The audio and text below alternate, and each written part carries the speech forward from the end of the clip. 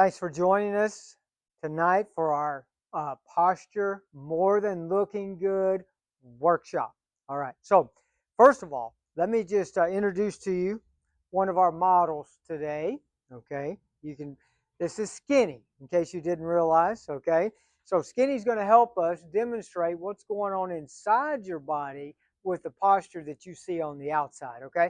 And there's going to be a quiz at the end. So, I hope you're paying attention. All right.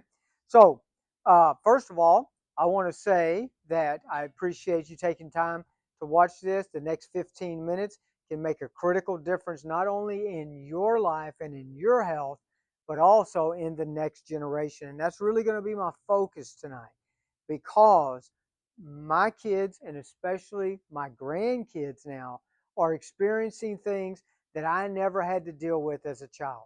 I never had this problem of technology. I didn't have a cell phone in my hand when I was in elementary school. I didn't have iPads and other tablets and things that we were working on at that age. And so I can only imagine what this is going to be like for them 30 and 40 years down the road if we don't take some kind of action tonight. That's why I'm taking time out of my schedule tonight to try to give you some information that can change the way that your spinal health is progressing, turn it around, and learn how to take care of it again. I will say this, looking at posture is a window into the brain and into your overall health, because you know the difference between what this type of posture tells you about health compared to this type of posture, right? Obviously, this is a neurodegenerative posture, and that means that not only is their spine deteriorating and degenerating, but also so is their brain. So there's no way to disconnect the health of the spine from the brain. Your brain is depending upon your spine for input to keep it charged every day. So what do you think is happening to your spine and the health of your spine when you get poor posture? Well, let me show you some studies here. So this has to do with what your head position is. So if your head where your ears are over your shoulders, inside your body, you will be experiencing a normal, what's called lordosis or forward curvature in your neck. Now, if you lose that lordosis, you will begin to actually now have forward head syndrome. Now, if your head moves forward 15 degrees or even 1 inch, you're going to experience an increase from just the weight of 10 to 12 pounds on your spinal joints and your disc in your neck to 27 pounds if your head tilts forward 15 degrees or moves 1 inch forward. So imagine what that's going to feel like all day, every day. And then on top of that, what if you've got your head tilted down where you're 30 degrees forward? Now you're talking about 40 pounds of extra pressure on your disc and on your joints. Now, how do you think that's going to hold up over a lifetime? Big problem, right? And if we get up to 45 degrees, now we're almost 50 pounds.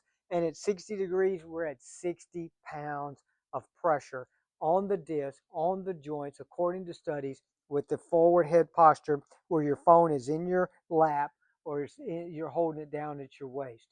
So that's a big no-no. Never, ever do we want that. And here's the other thing. What makes it worse is a lot of kids today are just like doing their homework, reclining back in the chair or laying on the bed with their head propped up, and they're working on their laptop on their lap. Not a good idea, okay? So this is putting more stress on these spinal joints. I'm going to show you what this does inside in a few minutes.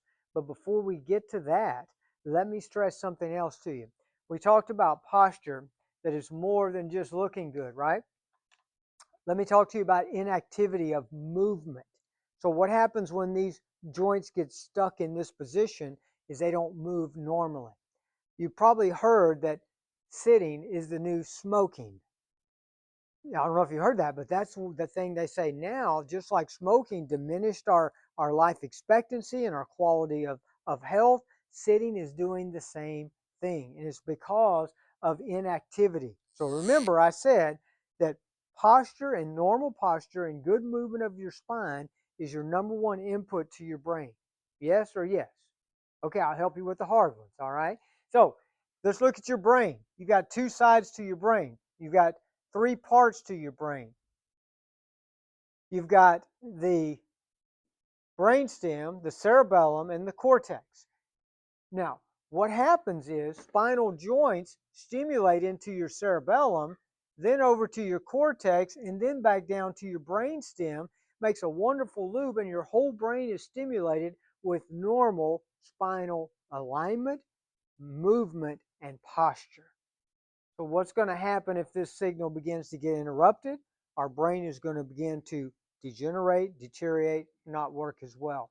What might that look like? Well, in a child, it might look like ADHD, or maybe just poor focus, or it might look like we've got some immune compromise, even where we're starting to lose some of the right brain activation, which allows our immune system to kind of get hyperactive. And now we got more allergies, and we got more of the sinus and reoccurring infection stuff. So remember, your brain runs everything that's going on inside your body, right? Okay, so if that's the case, now let's take a look at something else here. How many people now do you think are affected by these posture changes?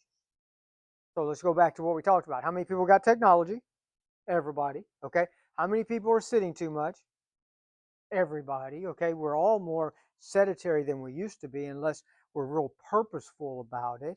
So now that means that this is a epidemic, okay, across the United States and other industrial countries, where now if you don't take care of your spinal joints, if you're not doing something actively, 90%, this is what research has shown, estimated in industrial countries, 90% of people without a spinal health program will develop spinal degeneration and the neurologic effects that go along with it, which ultimately affect everything in your life and every part of your health, because your brain and nervous system control everything. Okay, so 90%, that means, okay, think about it like this. Do you think what do you think the biggest factor is today for our dental health? If you said diet, you're right. So guess what? A bad diet, processed diet, high in sugar and high in processed food, guess that's what that does to your dental health.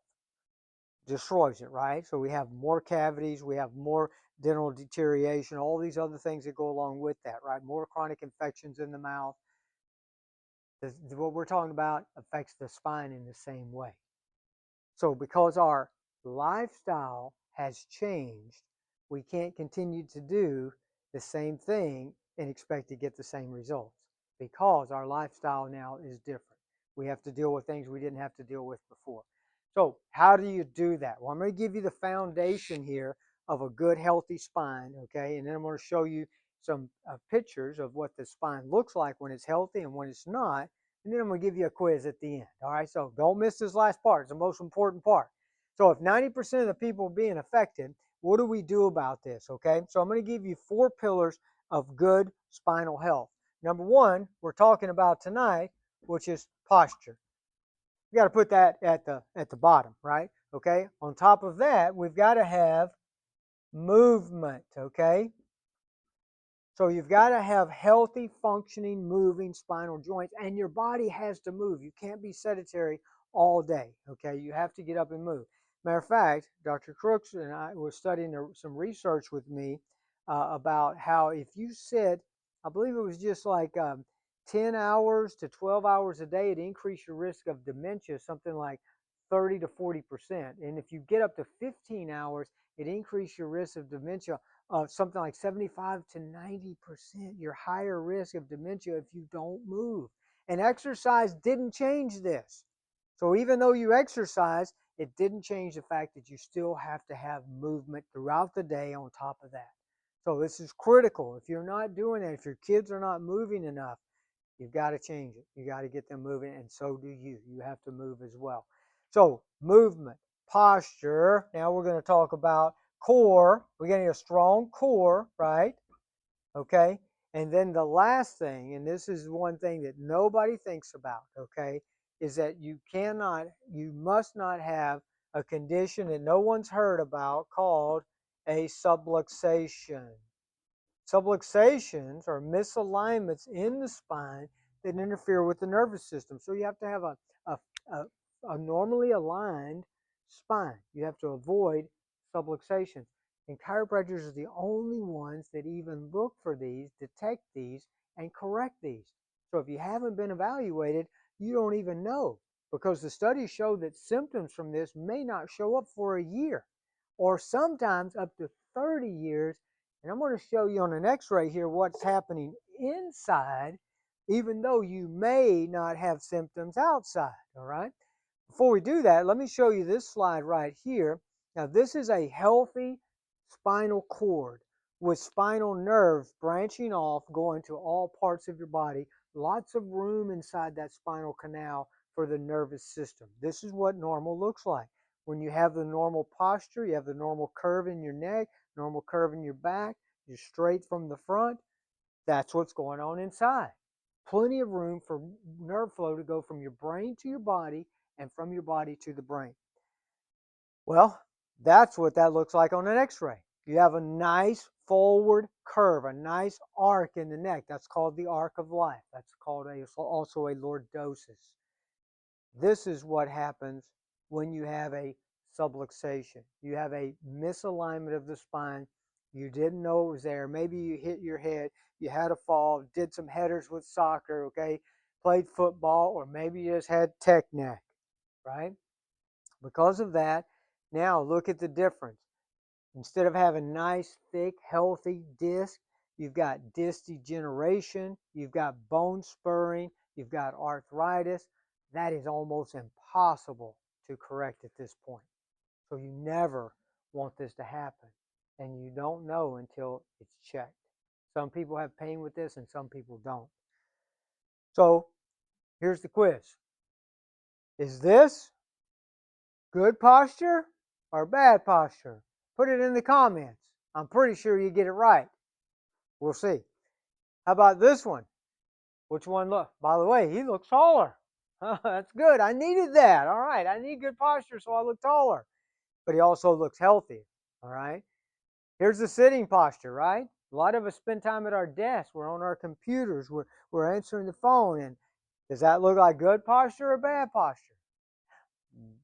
Put it in the comments. I'm not going to give it to you. And then here's another example.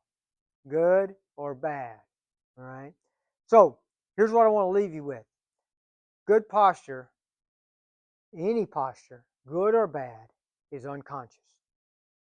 You can think, your mom probably told you, straighten your posture up. Well, you did that, and then guess what happened? As soon as you stopped thinking about it, went back to the same posture, right? So you either have good posture unconsciously, okay, and you cannot change it. It's either good or it's bad unconsciously, and that's what it's going to be. The way you have to do is retrain it. And the key to that is the part of the brain in the back called the cerebellum. The cerebellum is the part of the brain that controls your posture, alignment, and function of your spine without you thinking about it. So what I'm going to recommend is that you need to have a complete posture evaluation, which includes not only looking at your posture from the outside. You know, a lot of people get a scoliosis exam when they get to a certain age in school, but all you do is get a nurse that's watching your back as you bend over. That's not enough to tell if it's really healthy or not. It might catch the worst of the worst, but it's going to miss most of them. So a thorough, not only evaluation of your posture, okay, but we need to look at your cerebellum, we need to look at your range of motion, we need to look at your core strength, and then we need to take spinal x-rays to see if there's subluxations and anything that's already causing any problems inside the spine. Because I can tell a lot from the outside, but to get a definitive definition of how healthy your posture is, we need to go inside. We need to go inside, get a definitive diagnosis. Now, they'll also include, if necessary, the first chiropractic adjustment. This is normally a $215 value. I'm going to do it for $95 if you call my office from this video. If you see this video and you're on here tonight or you catch it later, if I still have appointments available, you can get it, but you got to mention that you saw this workshop. So hope you passed the quiz. Hope I see you in the office. And most of all, I hope that you work on having good posture. And if you do, then you will live life well. And I'll see you soon. God bless. Take care.